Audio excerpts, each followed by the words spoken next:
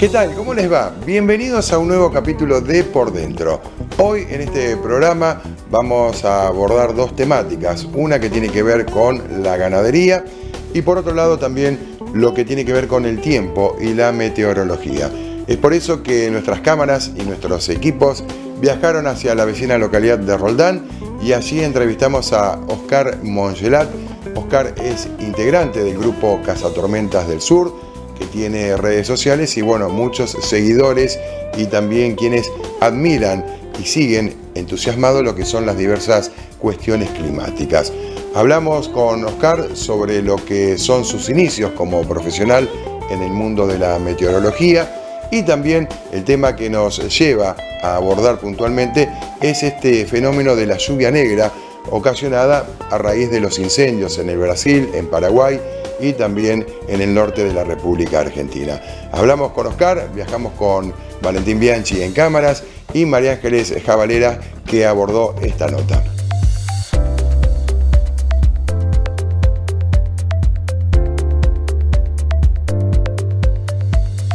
Bueno, y hoy estamos con Oscar Mongelat. Él es un meteorólogo que tiene muchos seguidores. Hay mucha gente que está a la que le gusta la meteorología. Eso me doy cuenta, que es una curiosidad o una vocación que mucha gente la tiene. ¿Qué tal, Oscar? ¿Cómo estás? Muy buen día para todos. Gracias por la visita. Bueno, un poco de saber sobre su carrera. ¿Dónde se estudia meteorología y en qué oportunidad lo hiciste vos? Bueno, yo soy un meteorólogo, extraño, porque no provengo de la formación universitaria que tienen la mayoría de los meteorólogos que se desempeñan en nuestro país. Yo tuve la suerte de formarme dentro de un instituto de la Fuerza Aérea Argentina. Por eso yo soy meteorólogo aeronáutico. O sea, toda nuestra preparación está dada justamente para sostener, ¿cierto?, toda la vigilancia meteorológica sobre los vuelos militares. Esa fue una época muy linda de mi vida, que ya pasó. Pero lo que no pasó es precisamente mi pasión por tratar de resolver qué es lo que va a hacer el tiempo. En esa época nosotros teníamos dos posibilidades, de seguir estudiando meteorología en forma profesional. Una sigue existiendo hoy, que es justamente la formación a través de la Facultad de Ciencias Exactas y Naturales, siguiendo la carrera, ¿no es cierto?, en Ciencias Atmosféricas. Y lamentablemente hoy, cuando el servicio meteorológico pasó a depender de la Fuerza Aérea directamente el Ministerio de Defensa, quedó excluida toda la formación de los meteorólogos aeronáuticos. Entonces hoy solamente la carrera se puede seguir en Buenos Aires dentro de la cuestión universitaria. En cuanto a la posibilidad, ¿no es cierto?, que hay en el interior del país, hoy ha quedado solamente, y encima por ahí bastante menos, efectiva la carrera del observador meteorológico. Que es la base de toda la meteorología, es la persona justamente que recolecta todos los datos y los envía a los centros meteorológicos para el posterior análisis, que ustedes tengan después toda la información brindada en los pronósticos que se hacen, ¿no? Ese es un poco, el panorama que teníamos. Yo provengo de la Fuerza Aérea y al momento, esta es una actividad que yo sigo por el simple hecho de que desde muy chiquito, a mí todo lo que tenía que ver con la cuestión del tiempo, ver qué es lo que podía pasar y todo, vengo, desde la cuna prácticamente, porque yo tuve un padre que le gustaba, pero realmente intensamente, saber qué era lo que podía saber, qué es lo que podía hacer, con esa información que tenía disponible él, y me la transmitió, me despertó la curiosidad desde muy pequeño. Y eso es un poco por ahí lo que ha quedado hoy. Mucha gente sigue toda la información y por ahí todos los reportes que uno hace, porque yo meto todo dentro de los informes. No solo la parte técnica y científica, sino todo lo que hace la naturaleza.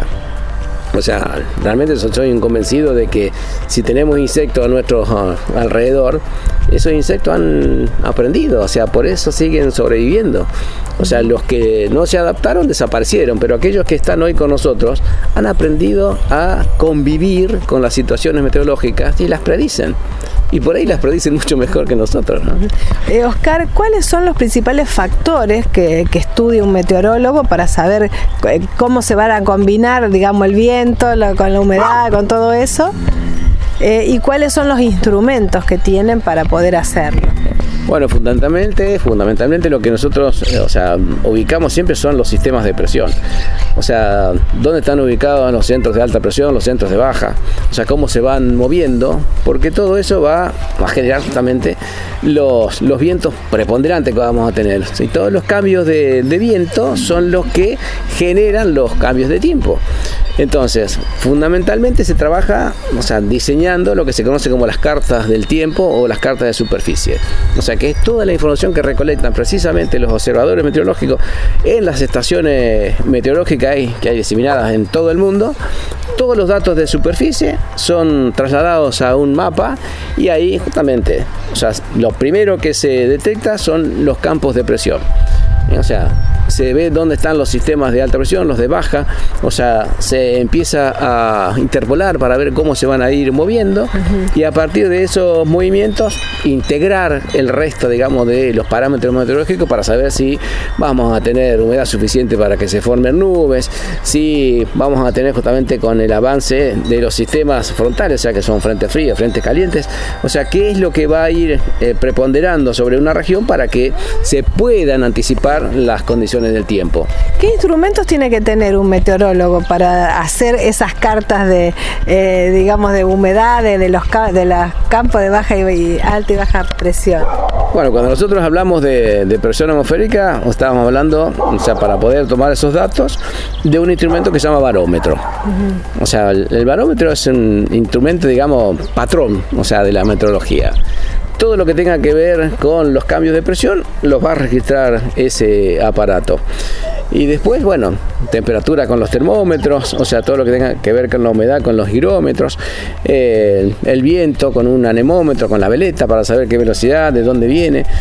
Todo lo que tenga que ver con parámetros meteorológicos, hay un instrumento justamente que registra o mide ese tipo de información que nos brinda la atmósfera en un momento determinado. Y discúlpame, y por ejemplo, para hacer ese panorama a lo mejor provincial o que yo suelo ver que lo publicás, ese mapa con los vientos, eso, ¿cómo se hace por un satélite? Bueno, la información satelital la que nos brinda, es toda la condición de la atmósfera desde prácticamente el espacio, ¿no? Entonces vos podés tener ahí una distancia mucho mayor, en cuanto para poder cubrir, la información meteorológica. La información satelital, desde mi punto de vista, es fundamental para determinar los sistemas nubosos, que te van a afectar. A partir de ahí se puede hacer una previsión. Pero últimamente las previsiones las estamos teniendo que modificar bastante porque hay muchos cambios, a nivel, atmosférico, que en este momento tiene bastante poco que ver la naturaleza, ¿no? Está muy intervenida la naturaleza y en cuanto a la física de las nubes, hoy te diría, María Ángeles, que es bastante difícil reconocer lo que son en las nubes altas los cirrus naturales de los cirrus artificiales, que están cada vez más poblando nuestro cielo a través, ¿no es cierto?, de ciertas estelas que son llamadas de condensación, que están dejando un trazo químico muy importante sobre, nuestros cielos y están modificando bastante las condiciones con las cuales se pueden predecir, ¿no es cierto?, las condiciones de un tiempo meteorológico, por lo menos con una probabilidad bastante acertada o bastante probable, ¿no? ¿Y estas nubes, para qué se forman? ¿Cuál es el propósito de formar estas nubes artificiales? En principio, tenemos que estar sabiendo que desde que se empezó con la prédica del calentamiento planetario, hace varias décadas atrás, al momento de que se formaba el panel intergubernamental para el cambio climático, ya existían, solamente en Estados Unidos, más de 10.000 patentes sobre el control del clima. No estamos hablando de ni una, dos ni tres, más de 10.000 patentes. Y dentro de esas patentes, hay una que llamó mucho la atención a los que estaban con la prédica del calentamiento planetario, que se llama gestión de la radiación solar por dispersión de aerosoles en la alta troposfera o en la estratosfera. El gran problema que tenemos hoy es que siempre, quienes están ejecutando estos programas de geoingeniería, lo dan siempre en potencial. Se verá, se podrá, se está viendo cuando es simplemente mirar el cielo y vemos que ya lo están ejecutando. Y esos cirrus artificiales en realidad lo que están haciendo, o sea, es como creando una malla absolutamente artificial, por supuesto, en la que las nubes de tormenta les cuesta mucho desarrollarse, porque nosotros tenemos que tener dentro de la atmósfera lo que se conoce como inestabilidad. Y la inestabilidad es justamente la probabilidad o la posibilidad de que una burbuja de aire caliente pueda ascender dentro de la atmósfera, claro, a medida que encuentra aire cada vez más frío. Claro, para que llegue el aire frío y para que se haga ese cambio de presión, justamente. Bueno, acá estamos hablando en vertical. Para que se forme esa tormenta se tiene que tener posibilidad de que las burbujas de aire caliente sigan ascendiendo. Si nosotros tenemos una capa de cirrus artificiales que en realidad, en vez de mantener el aire frío en altura, cada vez más frío, lo están calentando, la inestabilidad desaparece. O sea, es imposible que se establezca lo que se conoce como convección. Por eso es que cada vez vemos, menos tormentas muy bien desarrolladas y cubriendo amplias zonas, y vemos tormentas muy localizadas que hacen mucho daño. O sea, todo este tipo así de información es cuestión de simplemente mirar lo que pasa en el cielo. O sea, no hay otra posibilidad. Y la otra es que es negado siempre. O sea, cuando uno busca información, las estelas estas son las más normales. No son las más normales. O sea, porque nadie en su sano juicio cuestionaría una estela de condensación normal. O sea, el problema acá es que estamos teniendo justamente prácticas de lo que se conoce como geoingeniería totalmente, digamos así, activas, pero con total desconocimiento y sobre todo sin ningún tipo de permiso por parte de la población que la está sufriendo, ¿no? Claro. ¿Podría ser entonces que, por ejemplo, todas estas épocas de sequía, que ha faltado de lluvia, tenga mucho que ver con eso, con estas nubes artificiales? No solamente podría ser posible, sino que yo creo que se está generando eso. Desde la geoingeniería es bastante difícil generar, o sea, digamos, distintos eventos, pero sí se pueden profundizar. Claro. Por ejemplo, o sea, si tenemos un evento de sequía, perfectamente podemos interviniendo, o sea, sobre sistemas meteorológicos, o sea, profundizar esa sequía. Y por el contrario, o sea, si hay posibilidad de eventos en los cuales haya lluvias abundantes, volverlas más abundantes todavía esas precipitaciones. O sea, hay que recordar, o sea, los hermanos del norte, o sea, nuestros amigos estadounidenses, hace varias décadas, o sea, que vienen experimentando con este tipo así de situaciones, porque para ellos dominar el clima es dominar el mundo. Y recordemos lo que pasó en Vietnam. Ellos ya arrancaron, o sea, con ciertas prácticas, incrementando la lluvia de los mismos monzones que iban a tener los vietnamitas para prácticamente inundarlos. Y les resultó porque al final obtuvieron una especie de rendición, un acuerdo, gracias a que el ejército vietnamita no podía movilizarse. O sea, los, digamos, inundaron, aprovechando al mismo tiempo, ¿no es cierto?, que iba a llover, incrementaron esa lluvia con una siembra de nubes. Estamos hablando ya de hace más de 60 años, ¿no? Y ellos tienen grandes problemas con el tema de los huracanes y eso. Y estoy pensando, pienso en voz alta mientras me estás hablando, a lo mejor es un pensamiento equivocado, que hace tiempo que no se escucha que sean tan violentos, me parece, que a lo mejor tiene que ver con ese tratar de dominar el clima.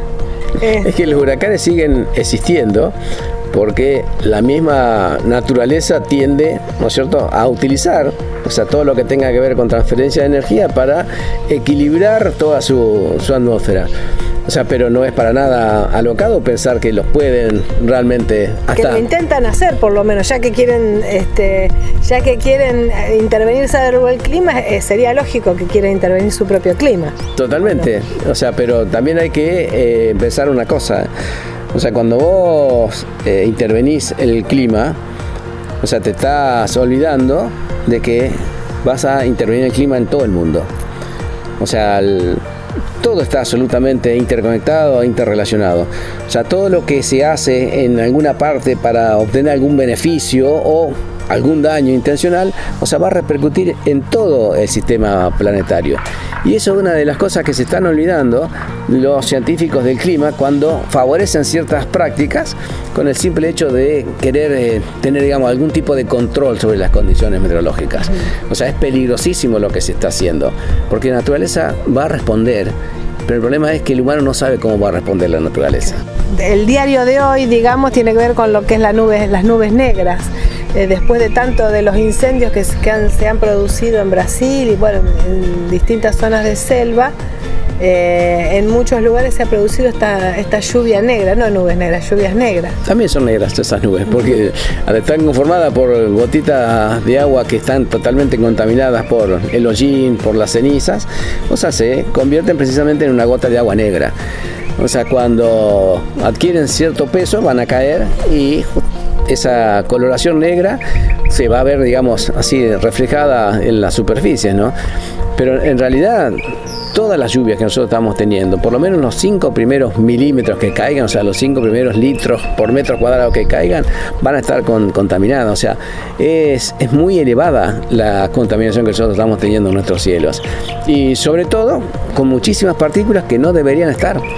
O sea, ya hay estudios que lamentablemente están siendo siempre solventados por particulares que están motivados a saber realmente qué es lo que está pasando con lo que hablamos de estas estelas, que se han visto cantidades pero de aluminio impresionantes. O sea, ¿de dónde viene el aluminio? O sea, que nosotros hasta podríamos estar respirando en este mismo momento. Y tiene que caer del cielo. ¿Y qué es lo que hay en el cielo? Sí, bueno, si levantamos la vista, lo que vamos a ver justamente son estas estelas que no son para nada normales. Bueno, la otra, no hay estelas naturales, o sea, son todas artificiales.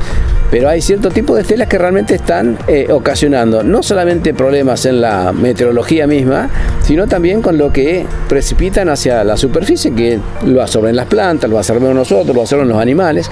O sea, todo supuestamente, ¿no es cierto?, dentro de un buen fin. O sea que supondría tratar de evitar con esta dispersión de aerosoles, que así le llaman porque son partículas finísimas, evitar un calentamiento. Pero ¿y la respuesta de nuestro planeta? O sea, acá la verdadera, digamos así, fuente, o sea, de una pronta recuperación de nuestros sistemas climáticos es que el ser humano deje de jugar a ser Dios y deje a la naturaleza en paz. Pero en todo sentido que la deje en paz. O sea, nosotros tenemos que volvernos observadores de lo que hace nuestro mundo y acompañarlo en los procesos. Pero no, o sea, siempre hay que, digamos, dominar a la naturaleza para que trabaje para el servicio nuestro. Y no funciona así el mundo. Sí, verdad. Oscar, bueno, por último, ¿hay alguna predicción sobre qué va a pasar con las lluvias en estos meses que siguen, que están todos los agricultores desesperados? Y estamos todos, digamos, en la misma, porque la verdad que es absolutamente necesaria la lluvia por un montón de factores, ¿no? Sí. O sea, en cuanto a lo que se está previendo, nosotros, gracias a Dios, no dependemos solamente de la información del Servicio Meteorológico Nacional. O sea, porque no tenemos por qué depender de una sola entidad. Entonces, son varias las fuentes que consultamos y hay una en especial que es la del Servicio Meteorológico Australiano. O sea, ellos siguen mucho todo este tipo así de cuestiones porque, por ejemplo, en el caso del Niño, a ellos los trata muy mal, pero por la sequía. En cambio, cuando se instala la Niña, a nosotros nos trata muy mal por falta de agua y a ellos lo favorece porque se normalizan las lluvias sobre Australia. ¿Y qué es lo que están viendo los australianos? Que estamos en un periodo totalmente neutral. O sea, no hay ni demasiado calentamiento en el Pacífico ecuatorial, ni demasiado enfriamiento. Estamos en condiciones neutras. Dentro de esas condiciones neutras, o sea, lo que tendríamos que esperar es que tengamos una primavera no con lluvias muy abundantes, pero sí normales. O sea, dentro de lo que es la lluvia que deberíamos tener según nuestra zona, sí, y según nuestro clima. Un poco por debajo tal vez de así picos muy, muy elevados, pero con lluvias lo suficiente como para no entrar en un estadio de sequía. Lo que sí vamos a notar es que a medida que nos, digamos, alejemos hacia el oeste del río Paraná, o sea, las lluvias van a empezar a mermar. O sea que de Córdoba hacia todo lo que tenga que ver con la ribera del Paraná y del Uruguay, o sea, se van a ver lluvias bastante normales. Pero desde el límite con Córdoba hacia la cordillera, las lluvias van a ser un poco menos abundantes, por el simple hecho de que estamos dentro de situaciones en las que es muy necesaria la humedad para que se sigan generando nubes, y bueno, toda esa región va a quedar bastante fuera, digamos, de ese foco por todo lo que está pasando. O sea, todos estos incendios que están sufriendo Córdoba, San Luis, o sea, no hacen más que agregarle sequedad al ambiente, y lamentablemente, o sea, las lluvias cada vez van a escasear más, ¿no? Claro, cuanto más faltan las plantas, más va a faltar la humedad. Exactamente, y en ese punto hay que tener mucho cuidado también con lo que se sigue pregonando, ¿eh? O sea, nosotros necesitamos que los campos queden verdes, o sea, para que la naturaleza tenga alguna reserva de humedad. Si nos van a acostumbrar a que los campos no tengan un yuyo verde, o sea, para que las cosechas vengan mejores, no va a ser muy buena idea esa, ¿eh? Muy bien, de esta manera abordábamos la temática que tiene que ver con cuestiones climáticas y las perspectivas que se analizan desde este grupo Cazatormentas del Sur para lo que es nuestra región. Vamos a la primera de las pausas, venimos enseguida con mucha más información.